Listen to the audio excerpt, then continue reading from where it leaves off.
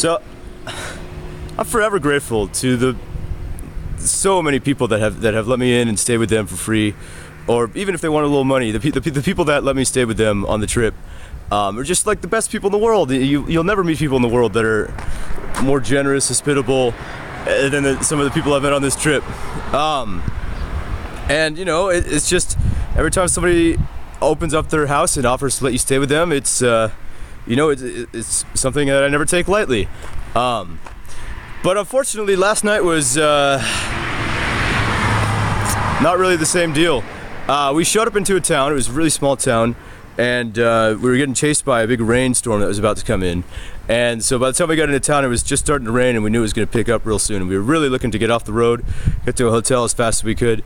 But we started asking around, and there's no hotel in town.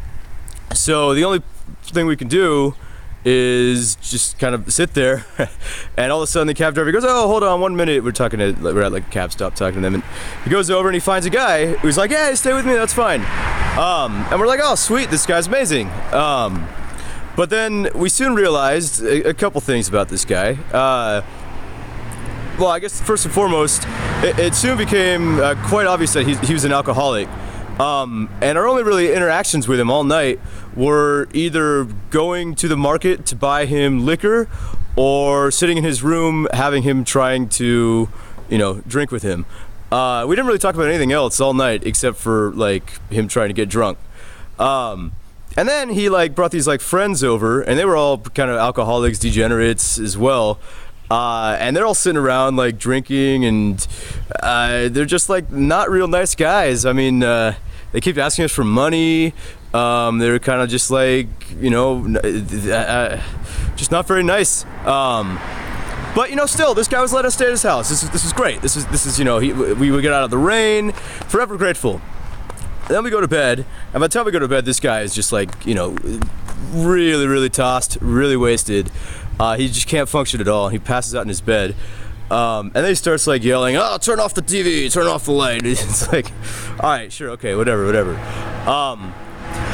But then we go to bed, and about like maybe an hour and a half into sleeping, he rolls off his bed and he starts like rolling around on the ground, kicking us. I don't think it was like, you know, it was inadvertent, but it's still like, it woke us both up, and we couldn't get any sleep. This guy was like lying on our feet, kicking us around, and like he wouldn't move back on the bed. We couldn't get it back up there. So like it completely ruined like our ability to sleep last night. And then we get up in the morning, and like we're like, all right, let's just get the hell out of here as fast as we can. And then we're like packing up, about to leave, and out of nowhere he's like, "Okay, so that's gonna be $60, please, for the night." And I'm thinking like, you know, $60, like you could have even started like at a reasonable price. $60 is like, you know, that 4 or 5 star hotel in you know, these parts of town. And so of course we were like, "Oh, sorry, I don't really understand what you're saying, and if I do understand, I'm not giving you money." And anyway, so we just packed up as fast as we could, and he's standing outside just waiting for us to try to hit the road. And as soon as we get on the bikes, he starts running after us. And he like actually physically, I almost got away, but he physically grabs my bike, and he like prevents me from just riding down the road. Blake was good, although he stopped for me. That was real nice. He could have just kept going. So I've always been told, if somebody's like, you know, bothering you like that, what you should do is just sit in the middle of the road, and inevitably somebody's going to come by in a car, and they'll either help you out or they'll scare off the person who's trying to bother you.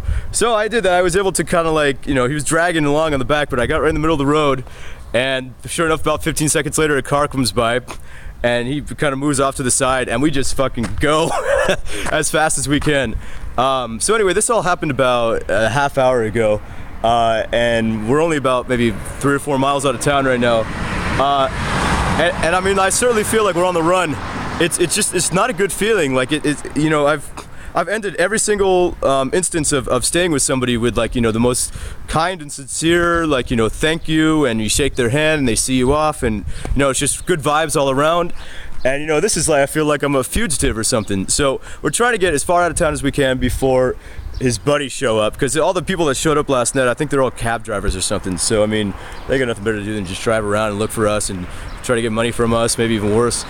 So anyway, it's been a real strange past 12, 14 hours.